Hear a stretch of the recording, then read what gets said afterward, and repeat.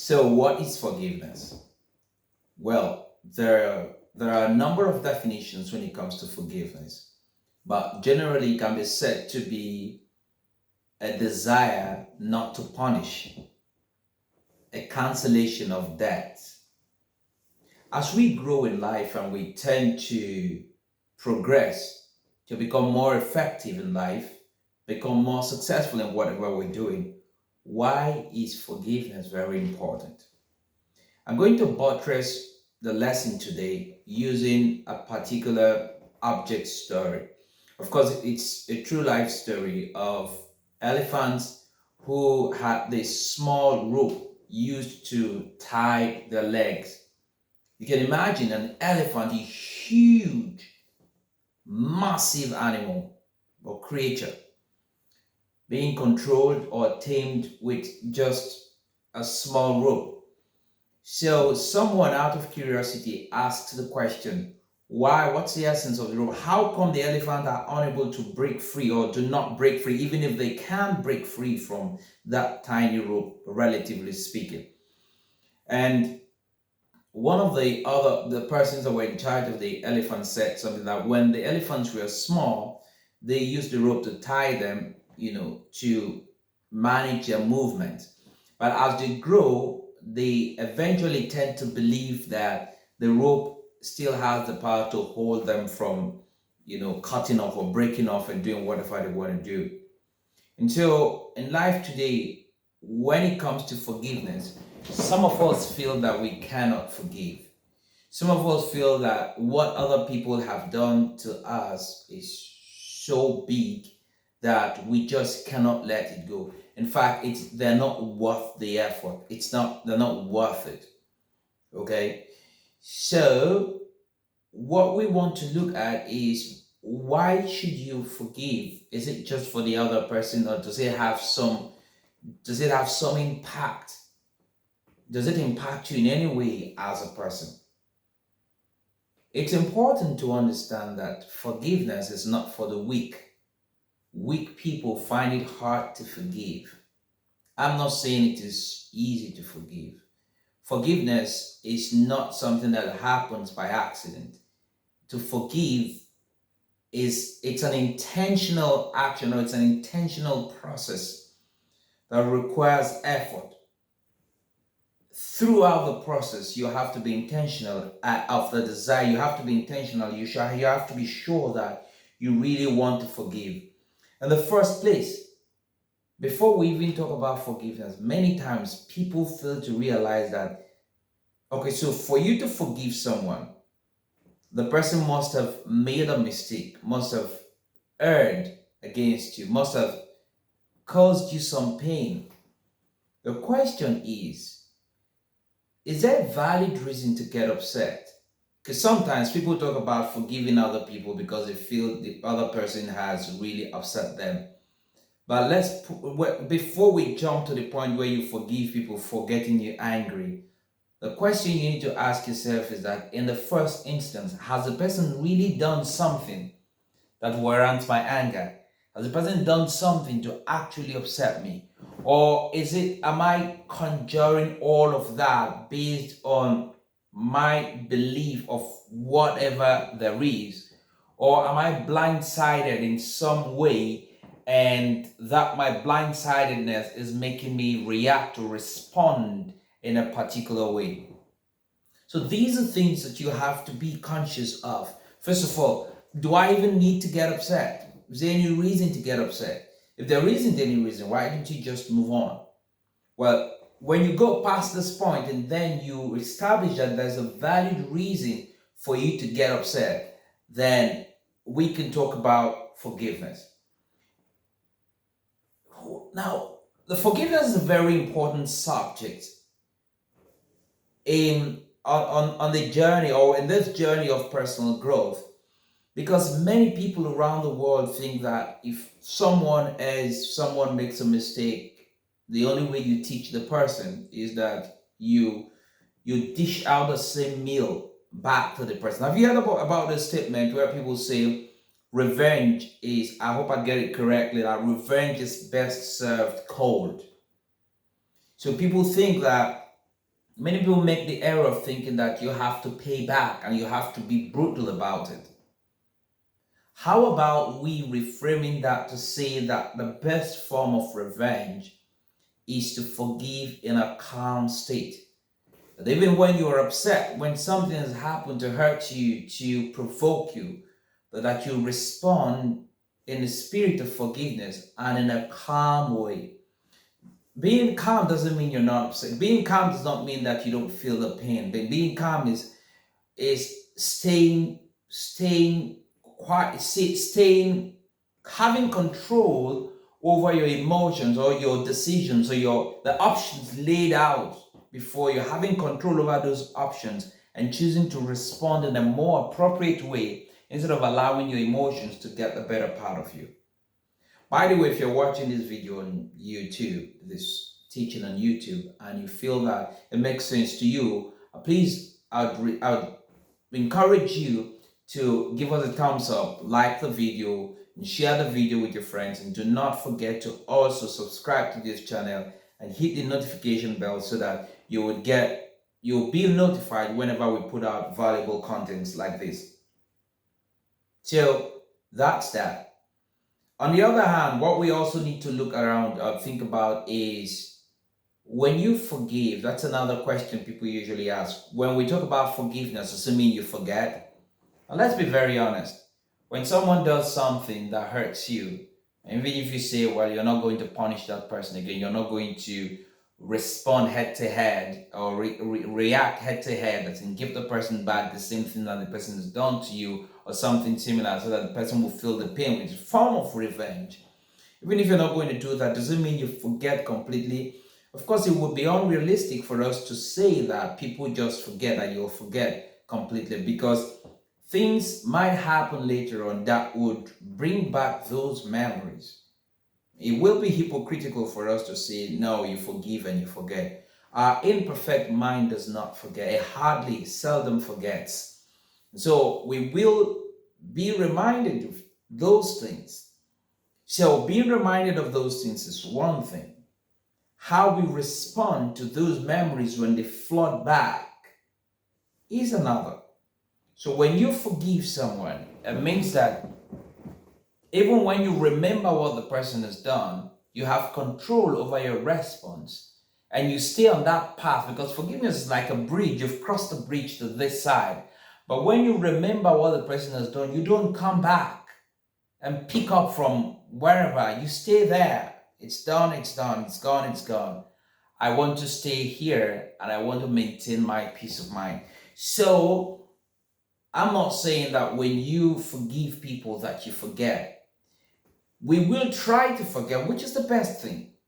Why is that? Because when you forgive people, you are not just doing it for them, you're doing it for yourself. Of course, there's an African adage, I think, that I've heard before, which is that in terms of wrestling, when anyone who pins another man to the ground, any man or woman who pins another man or woman to the ground, is he himself also pinned to the ground. Because if you leave the person will get up now. Because you don't want the person to get up, you pin the person to the ground, but you are also there. That's how it is when it comes to holding grudges. You are also stuck in that bottle. If you want to get out of that bottle, you want to get out of that hold, and you need to let that person go. You need to let whatever you're holding in your heart go. Is it easy? Absolutely not. It's not. I have been in cases personally where I've been so hurt, I found it so hard to let go. And several times I attempted to walk up to this family and talk to them and let it go. And I get to their door and I go back. I remember the aggressiveness with which they dealt with me. I remember the embarrassment before my children. I remember all the vile things they said about my wife before my wife, right before me. And you know the way it comes, like if you're, as a man, there are certain things people would say to you or do to you, you can take it, but when you do it to your wife, to your children, to your loved ones, it's hard to let go. And at the moment those thoughts flood in, I just feel like, these guys are not worth it. I just go in there, spend time talking to them, and then tell them I've forgiven them. It was really hard. It took months. I remember talking to my wife a number of times. I really want to talk to these guys and let go of this stuff. But each time I get to their doorstep, I remember everything. I remember the woman, it was a husband and wife. I remember the woman poking her hand in right into my eyes, straight in my eyes, and my children were watching. And it took so much self-control to hold myself back. So much self-control. I don't think I have ever been pushed that far, physically speaking. And I remember all the kids because they, at some point, they got some thugs to come around. I remember I could still see the face of one of the thugs looking at me. You know, when a man looks at you straight in the eyes and challenges you and asks you, what can you do? No matter how small or big you are as a man, there's some point when you push to a point and you say, you know what? Let's start the war, because everybody would agree that you know how a war will start, but you are not sure how it's going to end. You know how a fight will start, you never can tell how it's going to end. So it gets to one point when you say, you know what, I don't care what happens, let's just get this started. It takes so much to control yourself. I can still remember my wife keeps shouting and saying, don't do anything, calm down. Don't break out of your peace. Stay calm. It wasn't easy to stay calm.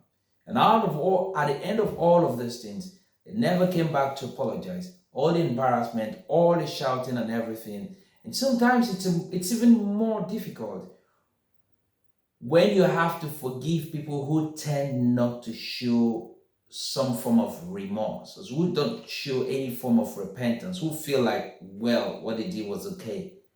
But you have to live with that memory. You have to live with that pain. It behoves upon you to respond in a way that keeps you calm. Nobody can take away your calm. Nobody can take away your peace of mind if you do not allow them. And you are allowing them or not allowing them depends on your response. To what am I saying? It's never easy to forgive. So it requires, it's not just an action. It requires a set of deliberate actions. Because forgiving is a process. And the reason you forgive most times not because of the people that you've forgiven, but it's more likely because you want your peace of mind, you want to stay calm.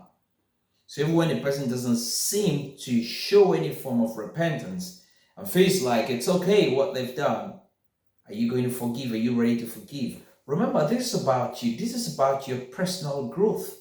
This is about you picking lessons of wisdom along the line as you grow as a person.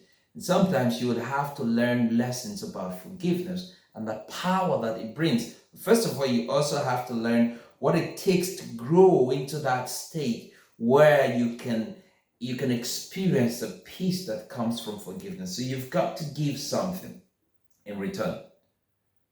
Sometimes it comes to the point where people say, but how many times am I supposed to forgive? Let me ask you a question. If you were to learn how to drive and you were to go through a driving test, how many times are you willing to go through a driving test in order to pass and then move on? How many times?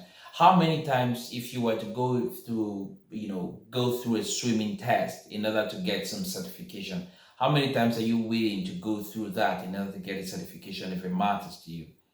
If you were to write any exams in order to get some certification, some qualifications, how many times are you willing to write the exam if you keep failing and you're not passing? How many times are you willing to? Well, if you look at all of this, how many times you are willing to go through that in order to pass that test to get a qualification will reflect is a function of how important that is to you.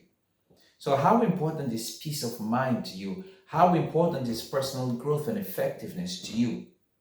And what part do you think forgiveness plays? And there's a power to forgive, the power to control yourself, the power to maintain your calm, acquiring that level of maturity.